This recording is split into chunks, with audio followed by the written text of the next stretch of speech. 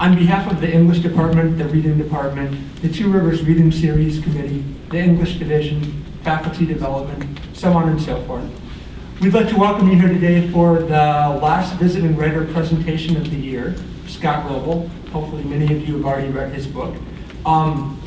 Before we begin, if you need an attendance certificate, we have those and we will pass them out as you leave.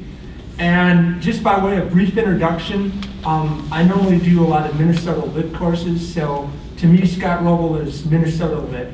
So I'll kind of introduce him that way.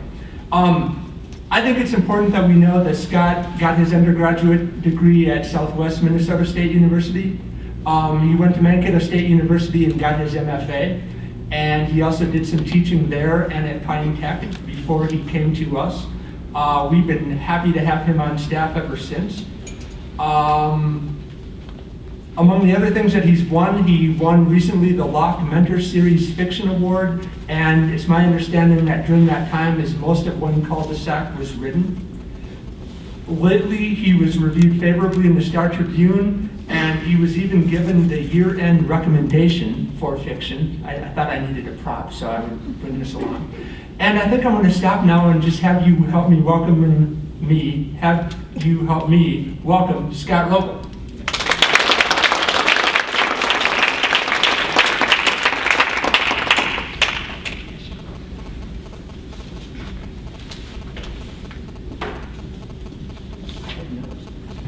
Lower the microphone. Thank you. Thank you first to the Two Rivers Committee for selecting me. I really appreciate it. I hope I do a good job today in representing the book, especially to the students who've read it. So I want to approach this, I thought about approaching this in two ways. I can wear my teacher's hat, I can wear my writer and artiste hat, and then I thought, why not wear both? So that's what I'm going to do. I'm going to try to address questions about the book and my artistic purposes for it in a way that hits a lot of the questions that students have already asked, which are really terrific.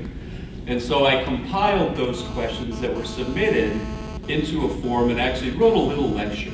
So I'm going to have a little lecture, and I'm going to use this for my future course in satire. It's always been my dream to have a literature topics course in satire. So I'm going to have a little lecture to begin with, and if it gets too pretentious, I have my pipe and my glasses. So if it gets too out of control, I'll just go into character. But for now, I'm going to begin. This is called, this lecture is called The Serious Business of Satire, like that. So for those of you who haven't read the book, I'll give you a brief introduction about what the book is about. Cul-de-sac is a darkly comic, satirical collection of stories about suburban American men, each of them shouldering a burden and mostly failing in their attempts to remove that burden. It's mainly a book about human suffering, but in a fun way. Social criticism in the form of fiction is what I'm trying to attempt. So I'm going to answer major questions about the book in this fun mini lecture, and it's based primarily on these questions that I put together. And these were mainly the critical questions that students gave, which are great. I'm going to tackle the critical questions to get right into it. So I paraphrase some of these questions, and these are the questions that guide the lecture. So hopefully this will be useful to everyone, whether you've read the book or not, to learn about satire. First, where is happiness for the families in the book? Not a single one appears to be genuinely content with their lives. Two, and a related question. Who do these characters, why do these characters not treat the horrible events in their lives as important? What value does a racist character add to the collection? Why did you focus on mainly a male point of view for the stories? And why did you choose the suburbs as the setting for the stories? So I'm going to answer all of these questions now in this lecture, so bear with me. And I'm going to start from the beginning. I'm going to go back to childhood and talk about my early literary influences, what have led me to where I am now. First, Benny Hill. Second, Bill Keane and the Family Circus. Okay. Mad Magazine, Sick Magazine, Crazy Magazine, Cracked Magazine, The Cosby Show, The Brady Bunch, The Love Boat, Monty Python. So those were my early influences, literary-wise or storytelling-wise. And you can see that based on the range of those, they're kind of put into two groups. There are television shows and books and presentations that are very idealistic. The Family Circus was a very idealistic series of books. I think I read them all, hundreds. They were single cartoon panels with little family slices of life anecdotes with kids being cute and learning cute lessons about life. And then on the other side was Mad Magazine, which made fun of all that. And Cracked and Crazy and Sick, all of those magazines. So my view of the world was shaped by these two polar influences, the world of the ideal, the happy, and the world of the realistic, cutting through all of that propaganda. So as I developed, as I grew, I started to read writers like Mark Twain, Jonathan Swift, who's probably considered maybe the great satirist of all time, maybe. Gulliver's Travels, The Tale of the Tub. Kurt Vonnegut, Edward Abbey, Don DeLillo, Lorrie Moore, short story writer, Flannery O'Connor, who I'm going to argue is a satirist. So those were some of the writers who influenced me, and they were very much of the realistic mode as well, the social criticism mode. And then some comics also who influenced me, and these comics notably are also writers. These are writers. They're creating their own material. British comics like Spike Milligan, Peter Cook, the whole Monty Python troupe. What they attempted to do in their social criticism was not just to be funny, but to expose the weaknesses and the folly of authority in a lot of cases. So they were very critical of authority, especially at this time in Britain in the 60s and early 70s. Do I need my pipe? Who's this getting? Hello? Movies, British movies like Dr. Strangelove and A Clockwork Orange, both based on books, were also in that satirical mode. And I'm going to define satire in just a second also. So then, film and comedy were also influences for me, and still are. And these are also writers who I look to try to model. So I'm not comparing myself to these people, but these are the influences who I try to model my own artistic work after. Woody Allen, big influence. Louis C.K., comedian. Bill Hicks, comedian, dead. George Carlin, comedian, also dead. Larry David, still alive. Curb Your Enthusiasm. The model for George Costanza on Seinfeld. The guy who wrote most of Seinfeld.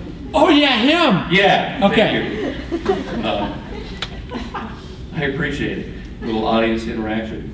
That was Scott Staple. Sounded like you needed help. I did. I was pleading, actually.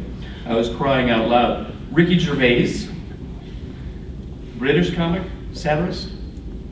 Steve Coogan, British comic, satirist. I should just move to Britain.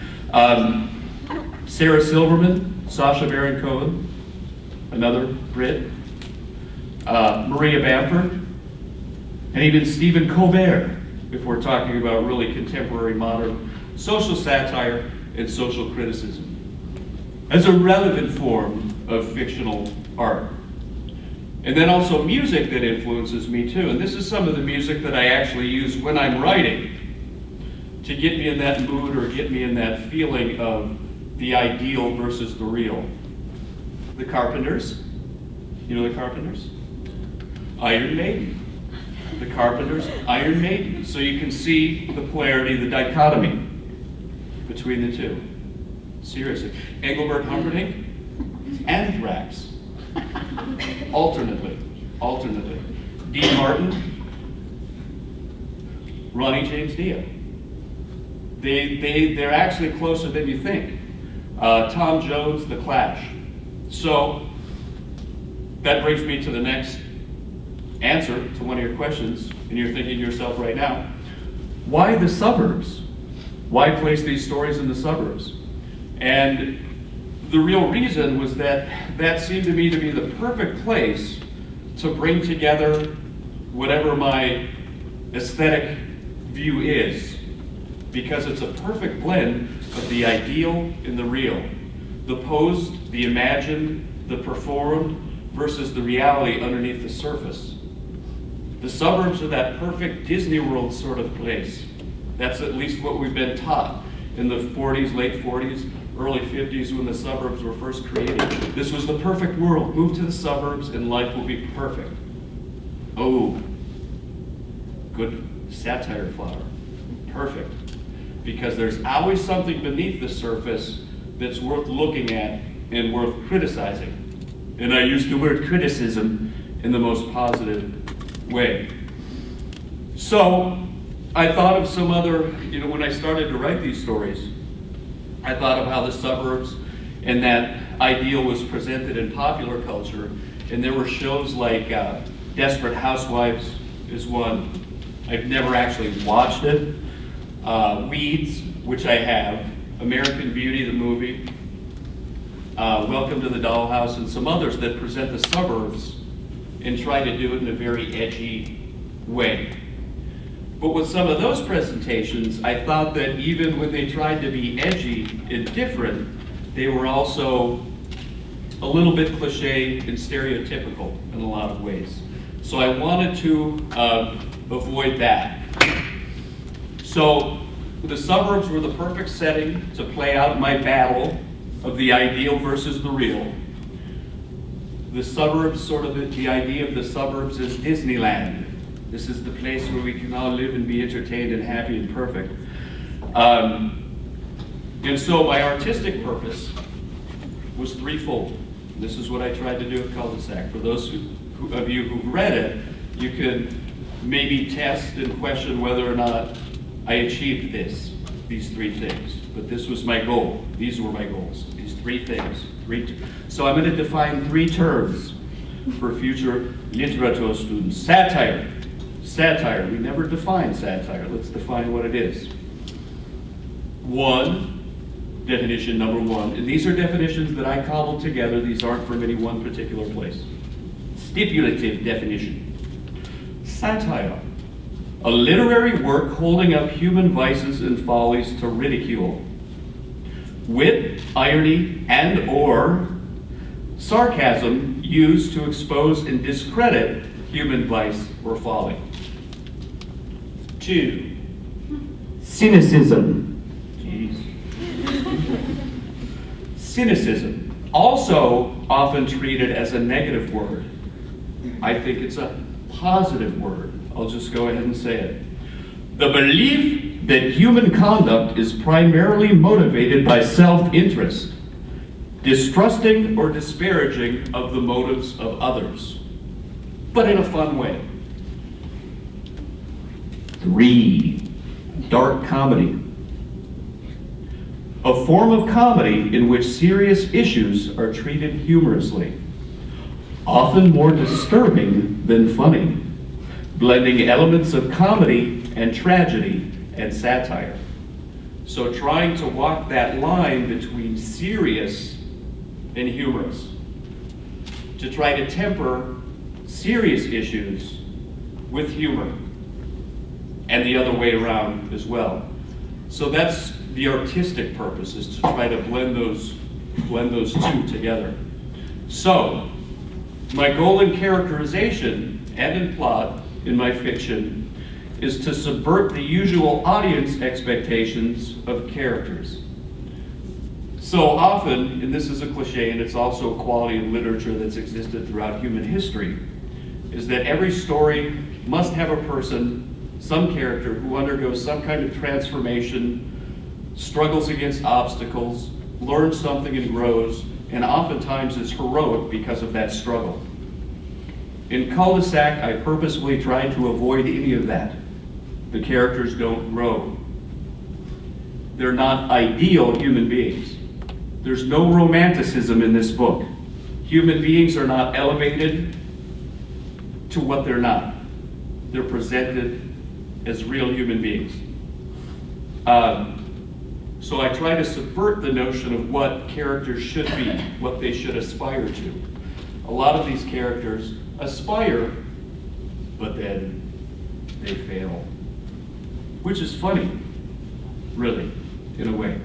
So I attempt to avoid any idealizing or heroicizing of human beings, but at the same time attempting to empathize with these characters, even if they do bad things, even if the characters are inherently reprehensible, there are still little glimmers of hope within these people. If you read closely, if you look closely, then you will find that these people are actually decent folks who just aren't quite getting it right. So that's the empathy goal. So my main goal is to play the ideal against the real, and to present these characters as not living up to maybe those ideals that we establish for human beings. So I'll give you a couple examples for those of you who've read the stories. One of the characters, whose name is Wes, is undergoing, he's a social worker. So a social worker is usually one of those roles that we idealize. This is a person who is selfless and cares about others, who lives their lives for the sake of other human beings. That's the ideal notion of what we think human beings should be. Wes, however, is nearing retirement. He hates his job. He hates his home life. He's got a 42-year-old son living in the basement playing video games. His son has kids. And he's ending up taking care of his grandkids as well as his son, who just won't get his act together.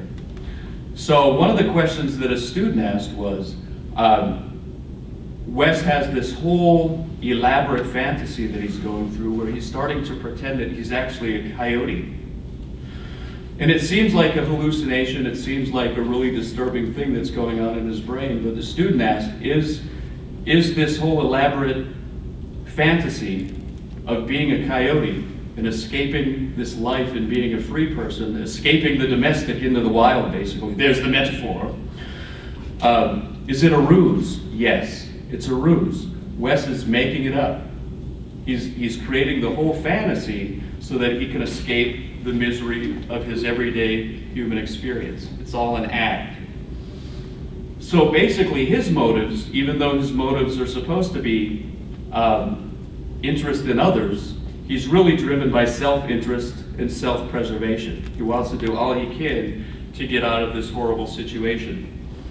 Another character, Byron, who's the big Engelbert Humperdinck fan, is also burdened by having to take care of his wife, by having to take care of his father, who he never liked in the first place. And to avoid the realities of his life, he escapes into these fantasies of really empathizing in a weird way with this crooner from the 60s and 70s who really sang about life as being this beautiful romantic thing. And he did it in a really creepy way. He was a guy who had a big mustache and a mullet and used to sing these really creepy romantic songs, and actually scares women by singing these songs, if you've ever seen any of his work. So here's an example of another character who is trying to escape the realities of everyday, ordinary existence with a fantasy life. The kids in the book wear headphones and look at the internets. Why? They don't want to deal with the realities that are swirling around them. And then the main character, one of the main characters in the book, Gary Weigard, he's just full of malaise, suburban kind of malaise. He naps a lot. Why does he nap? Not really because he's tired, but because he wants to avoid the realities that are swirling around him. So for all of the ideal characters that we would normally try to present in literature, I try to present the opposite and not have a reliance on the growth and transformation in the idealistic mode. So that's my mini lecture on the purposes of satire. Satire, dark comedy, and cynicism. So it sounds very negative, I know, but it's not. It's actually realism. So before I address some of the other questions, because that addressed about 4 or 5 in a really long, rambling sort of way, but those questions were answered, whether you thought so or not, they were. I'm going to answer all of the other questions now in a quick hitting format. So quickly, I'm just going to move through these. Okay, ready? Little more concise. These answers are a little bit more concise, but I think they'll address everyone's. And again, I cobbled together some of the questions too, to avoid repetition. And some of these are, they ask personal questions too, which are neat. So things about the writer's life, that kind of stuff. Did you excel in English classes throughout school? Yes. Except for the class I took in British metaphysical poetry. That wasn't so good. Were you involved in any creative writing classes or groups as an adolescent? No. I didn't leave the house until I was 23. Did you ever get your characters in cul-de-sac mixed up? Yes. Is there anything you think too inappropriate to write about? No. Yes. Yes. What was your process in overcoming writer's block? Never had it. Do you find short stories easier to write than a novel? Yes. Who is your favorite, least favorite writer?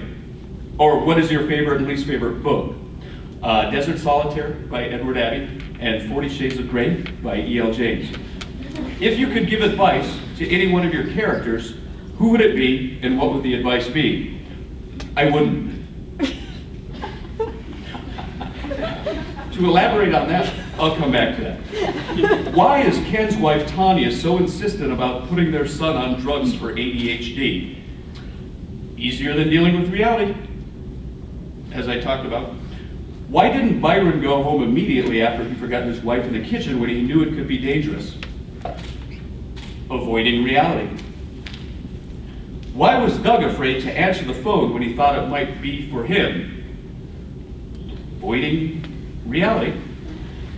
How much of Wes's insanity is real and how much is an act? It's all an act. Why doesn't Gordy, the racist character, think he's racist? He knows he's racist. Anyone who begins a sentence with, "I'm not racist, but," is generally a racist. Why is the book written in short story format? It's easier.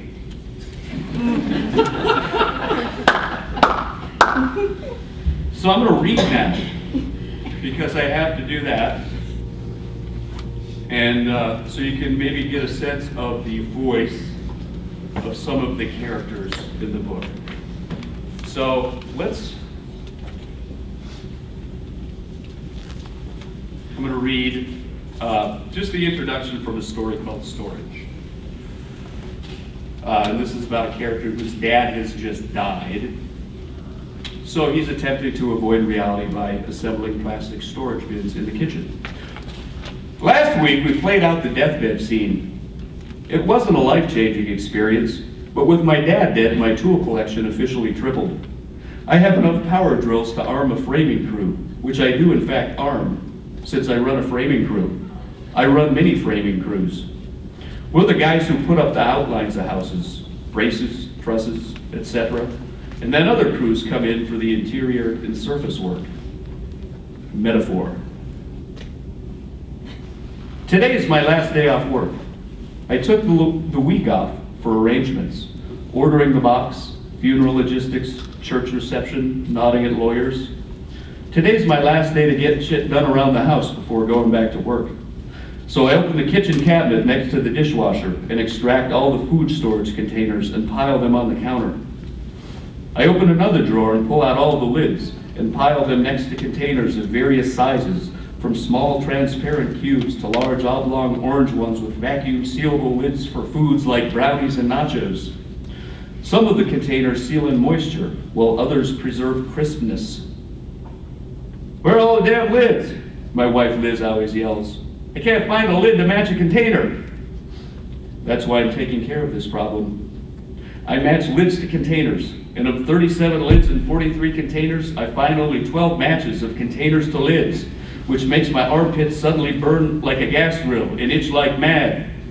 Just before I'm about to crash my fist into the refrigerator, my 5-year-old son Danny screams and I hear falling objects pound his closet floor upstairs.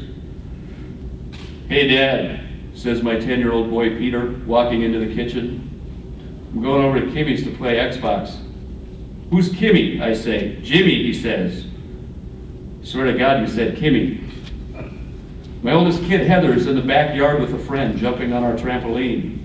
I need to get back there and WD-40 the shit out of those springs.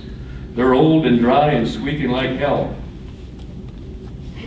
Last Friday, when I got to the hospital after work, I knew my dad was dying because he had scared little child eyes, except they weren't white and clear like kids' eyes. They were yellowed, almost brown, because his kidney and liver were shutting down, and shit was filling his blood. And I said, "You want the baseball game on? Santana's pitching tonight." Dad mumbled through the mask that cupped his mouth and nose and pushed in and pulled out air. I couldn't find the right TV station. Even in the ICU, where terminal people went to die, had the deluxe cable package. The biggest lesson I learned from my dad's deathbed scene: people about to die still care about what's on TV. "Nordy tree," Dad said. Voice limped like a wrist through the incoming and outgoing air. At his house on the lake, he got the games on Channel 43. The nurse came in and said, "Lift the back of his head. I'll take this thing off so you two can talk. You're the son?" "Nordy tree," Dad said again, this time closing his eyes because of the effort. I reached behind his head and lifted. The back of his neck felt like fish skin hardened by sun. Dad was a roofing contractor all his life, even after he opened his own truss construction plant. He had half the sun's energy stored in the back of his neck. His skin still released heat. The nurse pulled off the mask. I let his head fall back. He panted for air. Santana's pitching tonight," I said. "Get ice cream for the kids," he said. "I got chocolate and vanilla. Where's the kids?" "They have chores tonight," I said, lying. Bringing the kids to a deathbed scene was too much work. I'd have to pay attention to Dad and watch the kids at the same time, make sure they didn't start screwing around with sensitive medical equipment. Also, my wife promised to watch the neighborhood kids because the parents were going to a church function, and I'd worked 60 hours through Friday and was lucky to get off by 5 so I could see Dad, who'd been in the hospital since Wednesday. So long story short, I was tired and couldn't deal with the kids. I sat on a little metal chair in the corner, off the foot of Dad's bed. He was way up high, and I could just barely see his head angling down at me. His cheek flesh scrunched up as he tried to make out my shape. And I laughed at a quick thought about the Hallmark Hall of Fame movie endings, where a sensitive son would hold his dad's hand and whisper, "What's it like, Dad?" And then pause. "Dying, I mean. What's it like?" And the dad would look his son in the eyes and say, "It just feels right, son. No more pain." But instead, I said, as I fiddled with the remote for the TV, "You can't get sick on me now. I have to finish that tile work behind your stove." "I got the glue and the grout over there," Dad said. He pointed his limp yellow fingers at a wall of white cabinets full of medical supplies. He thought he was at home. I didn't hold his hand the way my sisters did when they came into the room later, one standing on each side of the bed and squeezing his leathery mitts over the bed rails. If I held his hand, he'd know he was dead. I figured out the remote control and got the game. The Twins against Tampa Bay. I wanted a more historic rival, like the White Sox or the Tigers for Dad's last game. But we got the Devil Rays. Life is bullshit, and so is death. That's also a thing I learned. And then it goes on from there. So that might give you a little sense of some of the voices of the characters. A lot of the characters were written in first person, some were in third person. But relating back to the comedy element, what writing gives to me in a really fun way, one of the aspects that I enjoy about it, is that I've always liked to do voices. I've always liked to do characters. The world has confused me throughout my whole life. I've never understood the world. So my psychological reaction to the world is when I don't understand it, I make fun of it. So I've always made fun of people by doing characters, doing voices and things like that. And writing really gives me a chance to put on that mask and to be other people. It's great. It's so much fun. It's almost like stand-up comedy, except on paper, and you don't have to have the pressure of, making people laugh, like now. So it's always, with my students in my creative writing classes, we do a lot of point of view exercises where the purpose is to have students write from other people's points of view to kind of get away from themselves. And by doing that, by getting away from your own sensibility and your own point of view, you can really create characters that are believable and real. So by imitating, you can actually create characters that are more realistic often than real people in a lot of cases. So I think at this point, I'll, if I haven't addressed any of the relevant questions that some of the students in the class have had, if you would like to ask me questions, I will answer those in a more improvisatory way instead of I'll get off script now. Yes. Did you come up with all the stories, or are they actual things that happen to people that you know? Oh, the autobiographic question, yes. No, I don't actually live in a cul-de-sac, but I live near one. But I live near many. I live in the suburbs, so there are a lot of cul-de-sacs. But when I decided to write these stories about suburban people, the first thing I made sure of was to avoid writing about any real people in the neighborhood where I live, or anything autobiographical, because I want to remain living where I live, right? So I had a really good comment from one of the people who lives in the nearest cul-de-sac to us. She gave me some feedback on the book after she read it, and it was great. It was really good feedback. And the best line was, she said, I am so happy that I didn't recognize any of our families in the book, which was great, because if anyone would recognize those families, it would have been her. So I don't say that in a disparaging way, just in a realistic one. So that made me feel good, that I didn't compromise anyone's privacy. The fact remains that for fiction, anyway, real people simply aren't as interesting as invented ones. So what I try to do with my characters is make them interesting. Kurt Vonnegut had a line somewhere that said, make bad things happen to your characters.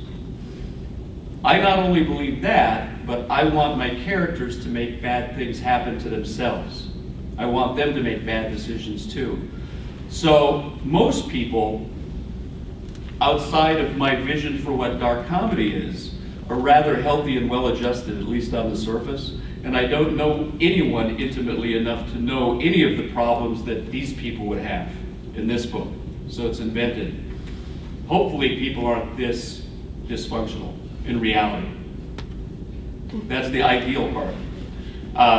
So I invented these characters to make them darker visions of what human beings are, but definitely not representative of healthy, well-adjusted people.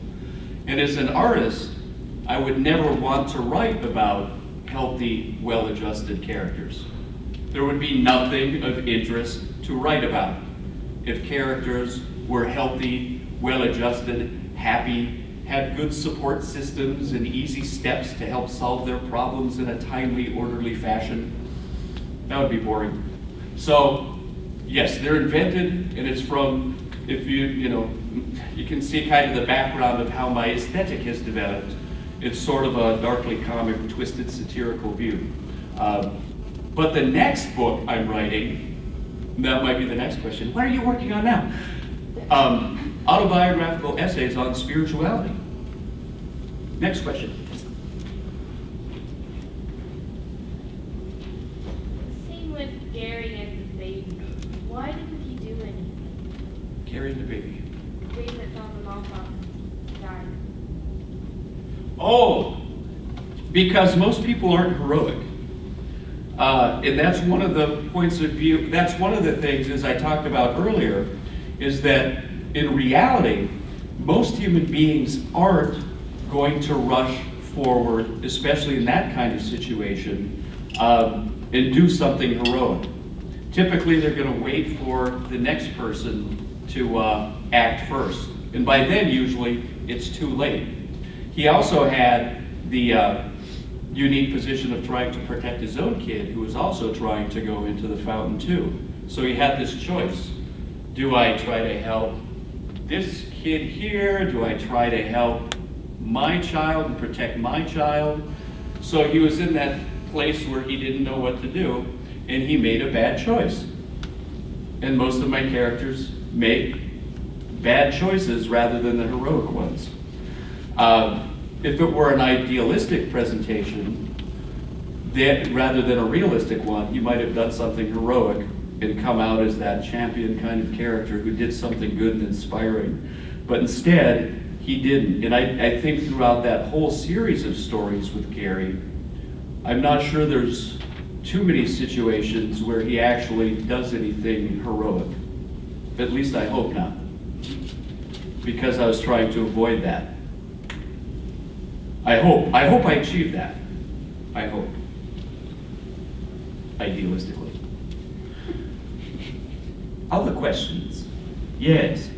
If the setting took place in a suburban area, is there any political point of views? There probably is, but I tried to avoid any reference to politics purposefully. And this is sort of a pretentious artist goal. I wanted the stories to be timeless. So if you read them, they aren't topical or current. They wouldn't refer to any news events that are happening now. So hopefully the stories will stand up to time. Now, if you read really carefully, if you parse out the stories and start to deconstruct them, you will probably start to see a particular point of view. And I will leave that for you as interpreters and critics to find that instead of just telling you. So there's probably a particular ideology, I think, that drives storytelling. But I did not want to go into politics whatsoever. I wanted to focus instead on individuals, on characters, rather than political life. Good question, good question. Did you write all of your stories simultaneously so you could kind of weave them together, or did you write them individually?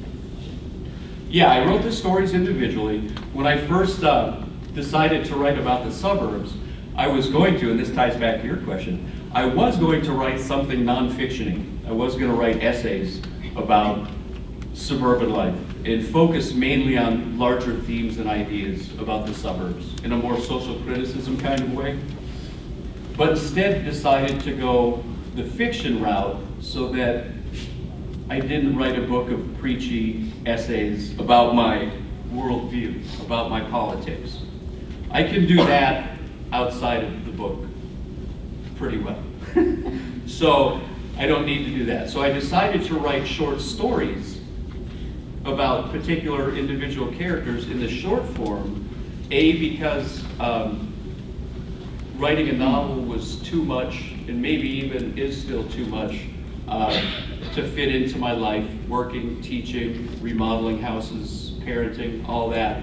The short story form was a better fit for my life, and I also really love the form itself. I love the short story form. It's very challenging.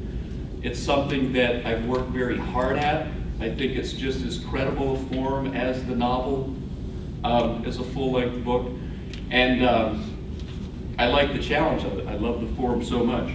So my first goal was to see if I could master that kind of form. I don't know if I have or not, but I've gotten to a point where I feel pretty comfortable with it. Next, I want to see if I can master the essay form. I'm going in steps. I've written a screenplay. I haven't mastered it, but I'm comfortable with it. But eventually I want to write in all forms, write and publish in all forms. So next is the essay collection / memoir, and then I will get to a novel someday, but that might be further down the road. But eventually I want to write in all genres. So this was my short story attempt. Any other questions? Yes. Stretch. Yes. Is there a message that you're trying to deliver to your readers, or do you just write for fun? Let's see, I had that written down somewhere. The message that I was trying to convey. I think both. Both. There are two parts to the stories that I write. And there are two, when I think about my audience, I try to think about everybody. So on one level, I'm trying to entertain, and I want people to laugh. But that's in equal parts to trying to get people to think seriously about life, and in some cases be uncomfortable and be sad. So the message overall that maybe I wanted to send, and I'm going to be vague about this because I want readers to figure that out for themselves, is in general that reality is messy. But that also it's really beautiful if you look closely at it. And that whatever problems people have, whatever they're going through, there's a need to be empathetic also. Not just to laugh with derision, but to laugh empathetically. And so I tried to balance those two things. I tried to have my stories be funny and sad, to be realistic, but also entertaining, so that the reader takes something visceral and real away from that reading experience. So it's not easy. I didn't want the stories to be easy. Even if they might read easy in some cases because I'm using the vernacular of the people in the cul-de-sac, the content and the subject matter is not easy. Like life. Do you apply any of your life scenarios in your stories? No, I avoid my own life as much as possible, simply because it's boring and not as interesting as these characters. So, as I said earlier with fiction, this gives me the opportunity as an artist to put the mask on and pretend to be other people and create a world that's completely imagined. So in a way, this collection is sort of my dark view of Disneyland. It's like a reverse Disneyland, presented through a darker kind of frame. So no, I try to avoid that. For my next book, I'm going to work more on essays, which are going to be from my point of view.